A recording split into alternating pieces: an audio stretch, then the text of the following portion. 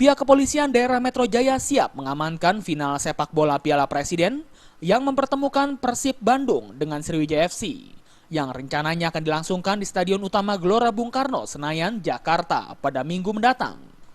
Untuk mengantisipasi aksi hadangan dari pihak supporter The Jackmania terhadap supporter Viking Bandung, pihak kepolisian akan melakukan pengawalan, baik rombongan pemain ataupun para supporter saat melakukan konvoi keberangkatan dan kepulangan dari ibu kota Jakarta. Pihak kepolisian daerah Metro Jaya juga telah melakukan pertemuan dengan perwakilan supporter dari tim-tim yang akan bertanding.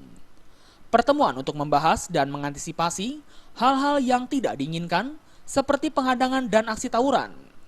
Pihak kepolisian juga akan mengambil tindakan tegas terhadap aksi-aksi supporter yang dianggap mengganggu ketertiban dan melakukan tindakan anarkis atau tawuran.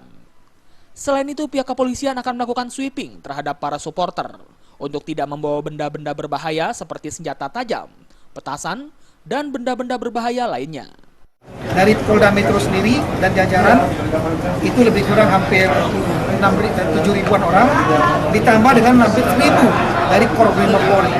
Jadi itulah kira-kira kegiatan pengawalan ini, dan kita prinsipnya siap untuk melakukan pengamanan pertandingan tersebut. Sebelumnya dari pihak The Jackmania, supporter Persija Jakarta mengisyaratkan agar pertandingan final yang mempertemukan Persib Bandung dan Sriwijaya FC tidak diberlangsungkan di GBK. Pasalnya seperti diketahui, supporter The Jackmania Persija dengan Viking Persib Bandung selalu diwarnai dengan aksi tawuran antara kedua supporter.